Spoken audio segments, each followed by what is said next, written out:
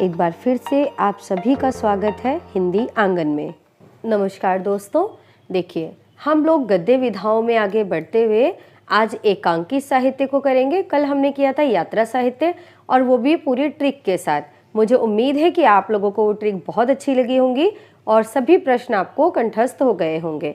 उसी प्रकार आज भी हम प्रयास करेंगे कि प्रश्नों में ट्रिक लगाया जाए और जहाँ आवश्यकता नहीं होगी वहाँ आप लोगों को याद करना चाहिए। चलिए आगे चलते हैं और बताते हैं कि आज हम क्या पढ़ने जा रहे हैं। आज पढ़ेंगे एकांकी। एकांकी क्या है? हमारी जो नाट्य विधा होती है उसी का एक रूप है। ये रूपक का एक भाग है। जो नाट्य शास्त्र है भरत मुनि द्वारा लिखा ग्रंथ है, जिसके अंतर्गत रूपक के 10 भेद बताए गए हैं। उन्हीं में से एक हमारा एकांकी है। ठीक है, तो पढ़ते हैं कि एकांकी क्या है। इसका पहला प्रश्न, एक अंक वाली नाट्य रचना क्या कहलाती है? देखिए, नाटक जब लिखा जाता है तो उसमें कई अंक होते हैं। अंक, पहला अंक होता है जिसमें परिचय दिया जाता है, फिर अगला अंक होता है, फिर अगला अंक होता है। इस प्रकार कहानी आगे बढ़ती चली जाती है। तो वो नाटक का मंचन किया जाता है, उसको मंच पर जो है व्यवस्थित किया जाता है। तो इसी प्रकार से जब छोटा एक नाटक लिखा जाता है जिसका केवल एक ही अंक होता है और एक ही अंक में पूरी कथा कह दी जाती है, तब उसे एकांकी कहते हैं।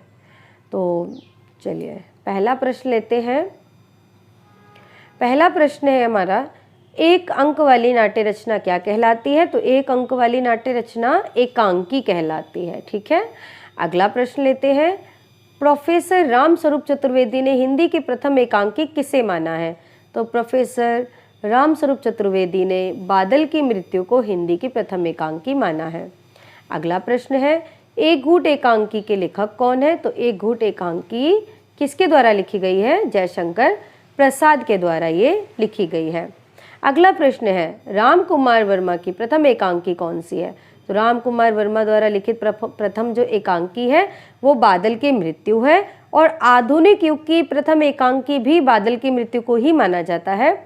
राम कुमार वर्मा को आधुनिक एकांकी के प्रवर्तक के रूप में माना जाता है। इतने प्रश्न बादल की मृत्यु से बनते हैं। अगला प्रश्न देखिए, हिंदी की प्रथम एकांकी कौन सी है? तो हिंदी की प्रथम एकांकी, यहाँ कंफ्यूज नहीं होना है। आधुनिक हिंदी की प्रथम एकांकी यदि पूछा जाता है तो बादल की मृत्यु है, लेकिन हिंदी की एकांकी यदि पूछा जाता है तो एक घूंट जयशंकर प्रसाद द्वारा रचित इसको माना गया है। ठीक है, अगला प्रश्न लेते हैं। आधुनिक हिंदी एकांकी के जनक कौन है? मैंने अभी आपको बताया आधुनिक हिंदी एकांकी के जनक कौन है। यदि आधुनिक शब्द हमें प्राप्त हुआ तो राम कुमार वर्मा होंगे। अगला प्रश्न देख लेते हैं। पृथ्वीराज की आंखें शीर्षक एकांकी के रचयिता कौन है? तो पृथ्वीराज की आंखें शीर्षक से एकांकी लिखा है राम कुमार वर्मा ने। ठीक है, राम कुमार वर्मा ने लिखा है। हिंदी में यथार्थवादी एकांकी के जनक कौन है? देखिए, सबसे पहले हमें यथार्थवादी शब्द का अर्थ पता होना चाहिए। यथार्थवाद वह शब्द है जो बिल्कुल सच्चाई आपके सामने लाता है, चाहे वो किसी भी प्रकार की हो, सुंदर हो या घिनौनी हो, अच्छी हो, बुरी हो, कैसी भी हो। जब सत्य बातों को काव्य में रखा जाता है तो उसे यथार्थवाद कहते हैं। तो यथार्थवाद के जनक कौन है? तो ये होंगे हमारे उपेंद्रनाथ अश्क। और एक और बात आपको बताऊं, यहाँ पर हम ट्रिक लगा सकते हैं कि जब भी कोई बात सत्य कह दी जाती है, लोगों को कड़वी लगती है और आंसू आ जाते हैं, पर वो होती तो सच है। तो यथार्थवाद के प्रवर्तक माने जाते हैं उपेंद्रनाथ अश्क। अब देखिए, जोंक लक्ष्मी का स्वागत एकांकियों के रचनाकार कौन है? तो जोंक और लक्ष्मी का जो स्वागत है वो किसके द्वारा लिखी गई है? ये भी अश्क के द्वारा लिखी गई है। तो कभी यदि जोंक पैर में या हाथ में चिपक जाए तो हमारे आंसू निकल आएंगे ना। और लक्ष्मी का स्वागत, लक्ष्मी माता यदि घर में आ जाए तो बिना आंसुओं के तो स्वागत कर ही नहीं पाएंगे। इतनी खुशी होगी कि हमारे घर लक्ष्मी माँ पधारी हैं, तो आंसुओं से उनका स्वागत हम पैर पखारेंगे कि आंसू निकल आएंगे खुशी में। उपेंद्रनाथ अश्क रचित जो जोंक है वो किस प्रकार की एकांकी है? तो जोंक, जैसा कि नाम से प्रतीत हो रहा है, आप जान ही सकते हैं जोंक क्या करती है। जो शरीर से चिपक जाती है और सारा खून चूस लेती है। तो किस प्रकार की एकांकी ये हो सकती है? ये सामाजिक व्यंग्य है। ये जो जोंक है समाज के ऊपर एक व्यंग्य किया गया है, ताना मारा गया है। ठीक है, कि समाज में किस तरह के लोग रहते हैं और कैसे कैसे क्या है। तो ये सामाजिक व्यंग्य है जोंक। चलिए अगला प्रश्न देखते हैं। अगला प्रश्न है, एक तोले अफीम की कीमत। एकांकी के लेखक कौन है? एक तोला अफीम। अफीम क्या होती है? एक नशीला पदार्थ होता है। ये जो एकांकी है ये लिखी है रामकुमार वर्मा ने। एक तोला अफीम, ठीक है, रामकुमार वर्मा द्वारा लिखी गई एकांकी है। अधिकतर रामकुमार वर्मा की एकांकी बहुत प्रसिद्ध हैं और एग्जाम में बनती भी हैं। रामकुमार वर्मा का प्रथम एकांकी संग्रह कौन सा है? तो पृथ्वीराज की आंखें। देखिए हमने अभी पढ़ा था कि रामकुमार वर्मा की प्रथम एकांकी कौन सी है, तब होगा बादल की मृत्यु। लेकिन जब पूछा जा रहा है एकांकी संग्रह कौन सा है, यानी उसमें बहुत सारे एकांकी सम्मिलित हैं, तो वो होगा पृथ्वीराज की आंखें। आगे चलते हैं। रामकुमार वर्मा के एकांकियों का मूल स्वर क्या है? किस प्रकार की एकांकी वो लिखते हैं? मूल स्वर होता है कि कौन सा संदेश उसके अंदर निहित है। अधिकतर जो उनका लिखने का उद्देश्य है वो क्या है, क्या संदेश वो देना चाहते हैं? तो देखिए इनका जो मूल स्वर है वो आदर्शवाद है। तो इनकी जो एकांकी है इनका मूल स्वर आदर्शवादी है। अगला प्रश्न है, 14वां प्रश्न लेते हैं। टकराहट एकांकी किसकी है? तो जो टकराहट एकांकी है ये जैनेन्द्र की है। तो इसको कैसे याद रख सकते हैं कि जब हम जैनेन्द्र को आप लगा सकते हैं नींद से, है ना, निद्रा आती है, निद्रा। तो जो लोग नींद में होते हैं जैनेन्द्र, यानी जो लोग नींद में होते हैं वो क्या करते हैं? टकरा टकरा के चलते हैं। तो ऐसे टकरा जाते हो तो बोलते हैं ना कि नींद में हो क्या, तो टकरा कर चलते हैं। अगला देख लेते हैं। हिंदी एकांकी का इतिहास गत 10 वर्षों में सिमटा हुआ है, यानी कि पहले हिंदी एकांकी काफ़ी ज़्यादा लिखी जा रही थी, लेकिन 10 वर्षों से इसका जो क्षेत्र है बहुत ज़्यादा सीमित हो गया है। बहुत कम अब ये एकांकी लिखी जा रही है। ये कथन किस आलोचक का है? तो बताइए किस आलोचक ने कहा है कि इसका क्षेत्र, एकांकी का जो क्षेत्र है वो सिमटता जा रहा है? तो देखिए बहुत ही महत्वपूर्ण हमारे आलोचक यहाँ पर विद्यमान हैं और इन्होंने कहा है डॉक्टर नगेंद्र ने, ठीक है। डॉक्टर नगेंद्र ने कहा है कि एकांकी का जो क्षेत्र है वो सिमटता जा रहा है। पिछले 10 वर्षों के मुकाबले जितना पहले विस्तृत रहा उतना अब नहीं है। अगला 16वां प्रश्न देखते हैं। प्रकाश और परछाई किसकी एकांकी है? भगवती चरण वर्मा, रामकुमार वर्मा, विनोद रस्तोगी या विष्णु प्रभाकर? तो ये जो एकांकी है देखिए, परछाई, प्रकाश और परछाई किसकी है? विष्णु प्रभाकर की एकांकी है। अगर हम इसे कनेक्ट करना चाहें, रिलेट करना चाहें तो ऐसे कर सकते हैं कि विष्णु भगवान को जब हमने देखा तो उनके प्रकाश में उनकी परछाई नज़र आ रही थी, यानी प्रकाश में हमें किसकी परछाई नज़र आई? विष्णु भगवान की, क्योंकि भगवान साक्षात तो दर्शन देंगे नहीं, है ना, तो विष्णु भगवान की परछाई में प्रकाश में नजर आई। अंडे के छिलके बहुत महत्वपूर्ण एकांकी है और बहुत बार बनती भी है। किसकी एकांकी अंडे के छिलके? तो अंडे के छिलके ये एकांकी है मोहन राकेश की। तो इसकी क्या है कि मोहन राकेश की एकांकी है। एक क्या करते थे, घर में लगभग सभी लोग अंडे खाते थे लेकिन सबसे छुपाते थे कि हम नहीं खाते, हम नहीं खाते। तो जब भी लेकर आते थे तो वो अंडे के छिलकों को छुपा छुपा कर रखते थे, कभी कहीं कभी कहीं, क्योंकि डस्टबिन में डालेंगे तो सबको पता चल जाएगा। तो जो नायक था वो क्या करता था, अंडे के छिलकों को जुराब में डाल दिया करता था, मोजे होते हैं ना उसके अंदर। और एक दिन उसका भाई जो था वो मोजा मांग करके ले गया और उसको पता चला कि इसके अंदर मतलब अंडे के छिलके हैं। तो इस प्रकार ये कथा जो है वर्णित है अंडे के छिलके एकांकी के अंतर्गत। अश्क रचित एकांकी कौन सी है? तो अश्क, उपेन्द्रनाथ अश्क की एकांकी बतानी है। तो अश्क की एकांकी है प्रतिभा का विवाह, यानी जब प्रतिभा का विवाह हुआ तो बहुत सारे आंसुओं से रोई, है ना। अगला प्रश्न लेते हैं। जगदीश चंद्र माथुर का एकांकी संग्रह भोर का तारा कब प्रकाशित हुआ था? बहुत ही अच्छा प्रश्न है। भोर का तारा कई बार बना है, जगदीश चंद्र माथुर का है, याद रखना बहुत जरूरी है। देखिए भोर यानी सुबह, सुबह का तारा हमें क्या कराता है? जगदीश भगवान के दर्शन कराता है। तो इसका जो समय है भोर का तारा, इस एकांकी का समय है 1946, ठीक है। भोर का तारा एकांकी 1946 में लिखी गई जगदीश चंद्र माथुर के द्वारा। अगला प्रश्न देख लेते हैं। पर्दा उठाओ पर्दा गिराओ एकांकी किसकी है? तो ये भोर का तारा किसकी हमने पढ़ी अभी? जगदीश चंद्र माथुर। तो भोर का तारा दिख रहा है, पर्दा उठाओ गिराओ मत, है ना, पर्दा उठाओ पर्दा गिराओ मत, क्योंकि भोर का तारा हमें देखना है 46 बार। कितनी बार? 46 बार देखना है। तो पर्दा उठाओ पर्दा गिराओ किसकी है?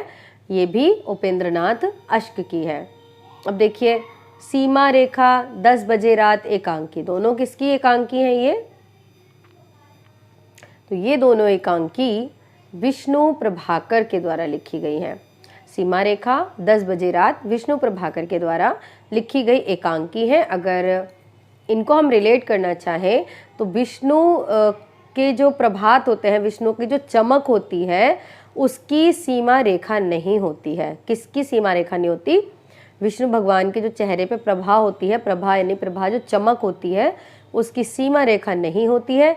चाहे कभी भी देखो, चाहे रात के 10 बजे देखो, चाहे रात के 12 बजे देखो, कभी भी देखो, तो उसकी सीमा रेखा नहीं होती है। ध्यान रखिएगा, बहुत इंपॉर्टेंट एकांकियां हैं ये सभी। अगली एकांकी देखिए 22वीं, एकांकी एवं एकांकीकार का उचित मिलान करना है। तो कौमुदी महोत्सव किसकी है? देवताओं की छाया में ओ मेरे सपने इंसान। तो अभी इनका मिलान करते हैं। तो देखिए कौमुदी महोत्सव किसकी है? तो कौमुदी महोत्सव है राम कुमार वर्मा की। कौमुदी महोत्सव राम कुमार वर्मा के द्वारा लिखी गई है। और राम जी जब आए थे तो उनका अभिषेक किया गया था ना, तो महोत्सव हुआ था। तो कौमुदी महोत्सव राम कुमार। तो देवताओं की छाया में क्या नहीं होता? आंसू कभी नहीं आएंगे। यदि देवता अपनी छाया में हमें ले लें तो कभी हमारे आंसू नहीं निकलेंगे ना। तो देवताओं की छाया में अश्क की है एकांकी। ओ मेरे सपने, तो क्या कहता है मेरा सपना? मेरा सपना कहता है कि एक बार मथुरा जाकर जगदीश के दर्शन करूं। तो ये किसका है? ओ मेरे सपने जगदीश चंद्र माथुर का है कि मेरा सपना कहता है एक दिन मैं जाकर के मथुरा में जगदीश के दर्शन करूं। अब बचे विष्णु प्रभाकर। तो विष्णु भगवान के चेहरे की जो प्रभा है, जो चमक है, वो कैसी है? इंसान से कई गुना बड़ी है ना। इंसान में ऐसी चमक नहीं होती है। तो इंसान विष्णु प्रभाकर। ठीक है, अगला प्रश्न लेते हैं और चलते हैं अगले प्रश्न की ओर। असंगत युग्म बताना है। तो असंगत देखते हैं।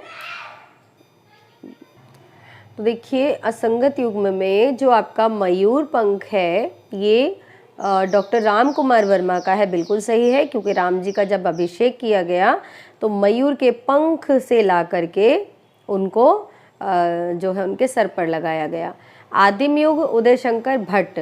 तो देखिए जब उदय हुआ था किसका? आदिम मनुष्य का। तब मनुष्य कैसा था? आदि मानव था। जब मनुष्य का उदय हुआ तब मनुष्य आदि मानव था। तो आदिम युग उदय शंकर भट्ट। अंडे के छिलके जस्ट मैंने अभी बताया मोहन राकेश का है, तो ये भी ज़रूरी है, ये बहुत प्रसिद्ध है। और बाकी मिट्टी का शेर ये सुदर्शन का नहीं है। चलिए आगे चलते हैं। प्रतिभा का विवाह, मुझे लगता है कि आपको बहुत अच्छे से याद हुआ होगा। प्रतिभा का विवाह किसकी एकांकी है? तो देखिए अगला प्रश्न देखते हैं, प्रश्न नंबर 25। कौन सी एकांकी विनोद रस्तोगी की है? यहाँ पूछा है कौन सी एकांकी विनोद रस्तोगी की है। तो ये रेशमी टाई, मिट्टी का शेर, बहू की विदा और दीबू। तो देखिए जो बहू की विदा है ये एकांकी है विनोद रस्तोगी की। और विनोद रस्तोगी से हम कह सकते हैं कि बहू की विदा रास्ते में रोकी नहीं जाती है ना। एक बार बहू विदा कर दी तो ससुराल में ही रुकेगी, रास्ते में वो किसी और के घर नहीं जाती। तो बहू की विदा क्या किया जाता है? कहीं रास्ते में रोकी नहीं जाती। आगे चलते हैं। बीमार का इलाज एकांकी किसकी है? तो जो एकांकी है बीमार का इलाज ये किसकी एकांकी है? राम कुमार वर्मा, उदय शंकर भट्ट, उपेंद्रनाथ अश्क या मोहन राकेश। तो देखिए यहाँ पर एक नाम आया है उदय शंकर भट्ट। तो जब बीमार का इलाज करना था तो कोई भी काम नहीं आया, तब क्या हुआ? शंकर जी का उदय हुआ और उन्होंने बीमार का इलाज किया। क्या हुआ? शंकर जी उदय हुए और उन्होंने बीमार का इलाज कर दिया। आगे चलते हैं। औरंगजेब की आखिरी रात। औरंगजेब की आखिरी रात किसकी एकांकी है? तो ये एकांकी है राम कुमार वर्मा की। तो औरंगजेब की आखिरी रात में उन्होंने क्या किया? औरंगजेब इतना ज़्यादा कट्टर था, लेकिन जब उसकी आखिरी रात आई तो उसने भगवान राम से क्षमा मांगी कि अब मैं ऐसी कोई गलत काम नहीं करूँगा जो मैंने किया। आगे चलते हैं। राजपूत की हार एकांकी किसकी है? राजपूत की हार देखते हैं। तो एकांकी जो है सुदर्शन के द्वारा लिखी गई है, राजपूत की हार। सुदर्शन की कहानी बड़ी प्रसिद्ध है। हार की जीत जो उन्होंने लिखी है, बहुत अच्छी कहानी है, बाबा भारती पर लिखी हुई है। और राजपूत की हार इनकी एकांकी है, जो कि 1 अंक का नाटक है। तो सुदर्शन क्या कहते हैं, राजपूत की हार नहीं होती है कभी, वो सुदर्शन से वरदान प्राप्त किए हुए होता है। विष्णु भगवान के पास होता है ना सुदर्शन, विष्णु भगवान ने राजपूत को सुदर्शन दिया होता है, क्योंकि राजपूत सत्य पर चलते हैं। तो सुदर्शन चक्र उनकी रक्षा करता है राजपूतों की, और उनकी हार कभी नहीं होती है। आगे देखिए, भगवती चरण वर्मा की एकांकी कौन सी है? तो भगवती चरण वर्मा की एकांकी है, तो इनकी एकांकी है सबसे बड़ा आदमी। सबसे बड़ा आदमी कौन है? सबसे बड़ा आदमी वो है जिसे भगवती के चरणों में स्थान मिल जाए, उससे बड़ा तो कोई हो ही नहीं सकता। मोह माया धन दौलत ये जाल सब क्या है?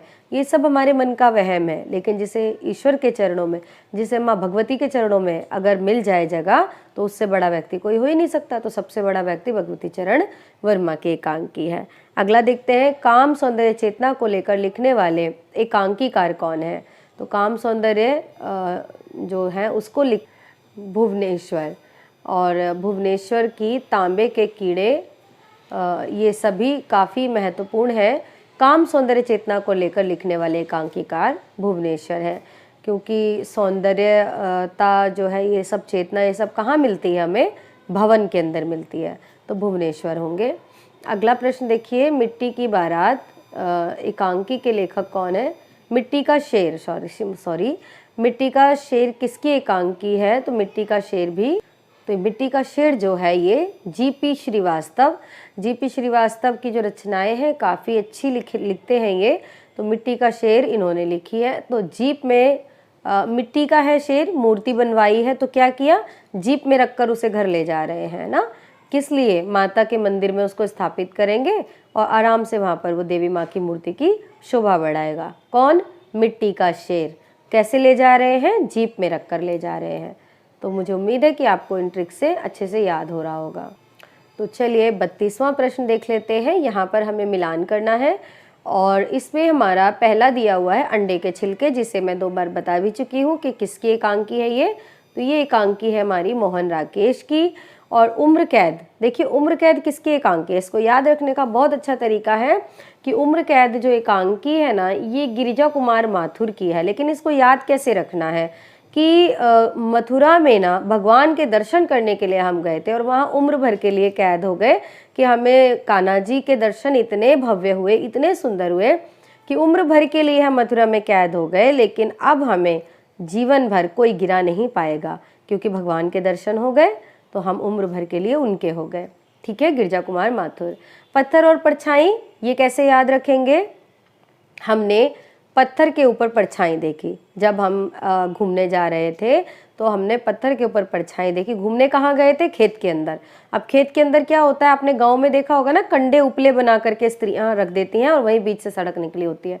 तो जब हम वहाँ खेत में से निकल रहे थे, तो वहाँ पर एक पत्थर पे हमने परछाई देखी और हम डर गए। फिर क्या किया? वो जो कंडे थे ना, वो उठा उठा कर हमने उस परछाई को मारे। कहाँ पर? पत्थर वाली परछाई पे, है ना। तो पत्थर वाली, एक था प्रकाश और परछाई। तो वो क्या था कि विष्णु भगवान का जो प्रकाश था ना, उसमें हमने उनकी परछाई देखी थी, ये ध्यान रखिएगा। अब ये पत्थर पे हमने जब परछाई देखी तो वो काला काला दिखाई दिया, भूत जैसा नजर आया। तो क्या किया? वहाँ खेत में से हमने कंडे उठाए और उनको मारना शुरू कर दिया। तो पत्थर और परछाई किसकी हो गई? मारकंडे की हो गई। बस देखिए, हमारा उद्देश्य केवल याद करना। संगमरमर पर एक रात, तो ये धर्मवीर भारती की है। तो धर्म की रक्षा के लिए हम संगमरमर पर भी एक रात बिता सकते हैं। बिस्तर पर अगर सोने को ना मिले तो कोई बात नहीं। संगमरमर के पत्थर आजकल सभी के घरों में लगे हुए हैं ना। तो नवरात्रों में जब क्या करते हैं हम, धर्म का नियम का पालन ही तो करते हैं। तो बिस्तर पर नहीं सोते, 9 दिन तक जब व्रत रखते हैं, तो संगमरमर के पत्थर पर, यानी संगमरमर यानी फर्श पर सोते हैं। तो संगमरमर पर एक रात क्यों बिताई? धर्म की रक्षा के लिए। और ये सब कहाँ होता है? भारत में होता है। तो धर्म की रक्षा के लिए बिताई। आगे चलते हैं। भुवनेश्वर प्रसाद का एकांकी संग्रह कारवां कब प्रकाशित हुआ था? बहुत महत्वपूर्ण है, इसलिए इसका समय भी महत्वपूर्ण है। देखिए, भुवनेश्वर प्रसाद की एकांकी जो है कारवां, और कारवां और इनकी तांबे का कीड़ा एकांकी बहुत महत्वपूर्ण है। इसलिए कारवां जो है संग्रह है, इसका समय पूछा गया है। तो समय इसका रहेगा 1954 1936 ईस्वी। और क्यों रहेगा? क्योंकि 1936 ईस्वी में कारवां लिखा गया है और 1936 ईस्वी में ही सुमित्रानंद पंत द्वारा युगांत लिखा गया, जिससे छायावाद का अंत माना जाता है। 1936 ईस्वी में ही प्रेमचंद का आखिरी उपन्यास जो है आखिरी कहानी कफन लिखी गई है। 1936 ही छायावाद की अंतिम सीमा मानी जाती है। ये सभी तथ्य हमें याद रखने इंपॉर्टेंट है, एक साथ बताओ तो वो याद हो जाते हैं।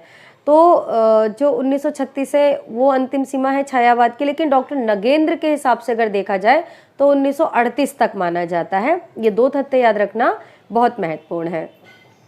आगे चलते हैं। स्त्री का हृदय एकांकी किसकी है? तो देखिए उदय शंकर भट्ट के द्वारा लिखी गई एकांकी है स्त्री का हृदय। तो स्त्री के हृदय में क्या है?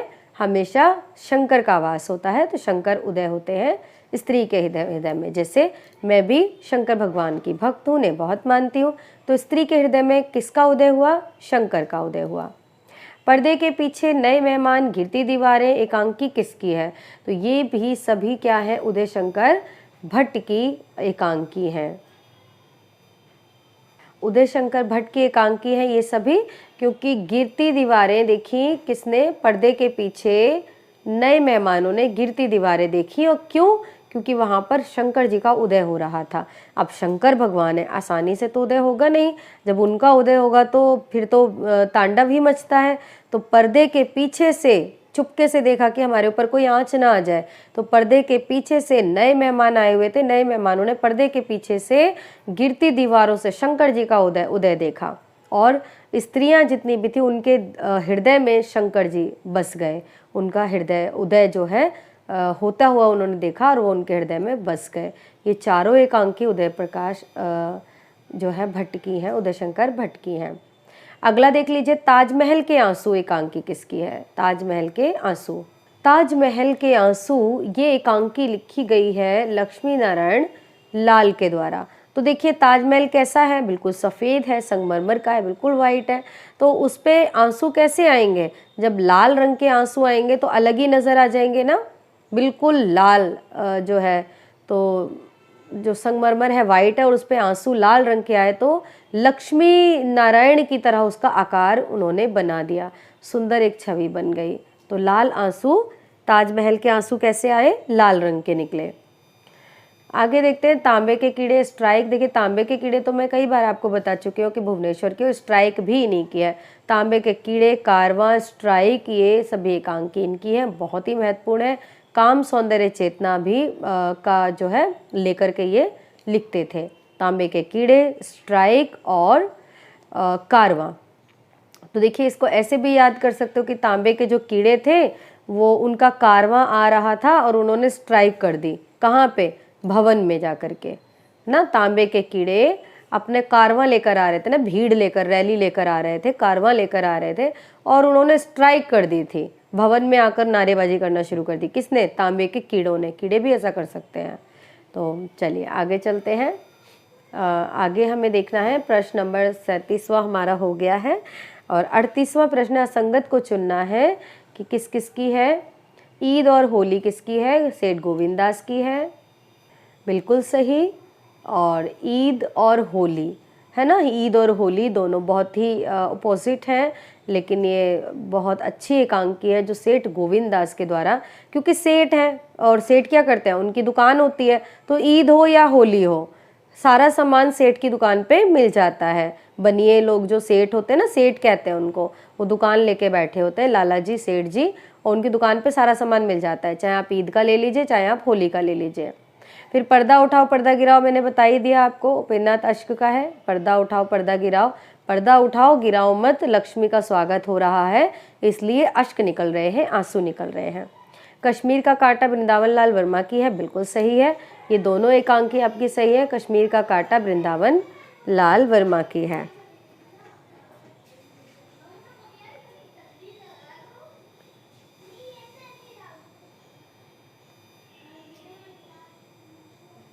अगला प्रश्न देखिए, असंगत युग्म का चयन करना है।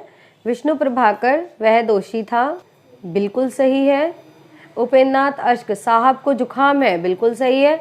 जगदीश चंद्र माथुर कलिंग विजय, बिल्कुल सही है। और अश्क का सबसे बड़ा आदमी नहीं है, सबसे बड़ा आदमी कौन है? जिसे भगवती के चरणों में स्थान प्राप्त हो जाए, जगह मिल जाए, भगवती चरण वर्मा। तो ये कैसे याद करें? वह दोषी था?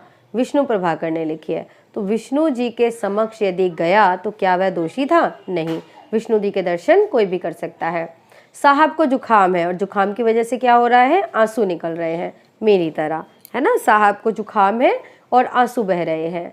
कलिंग विजय जगदीश चंद्र माथुर ने लिखा है। कलिंग विजय प्राप्त करके अशोक का क्या हुआ था? हृदय परिवर्तन हो गया था ना, और उन्हें जगदीश के दर्शन हो गए थे, है ना।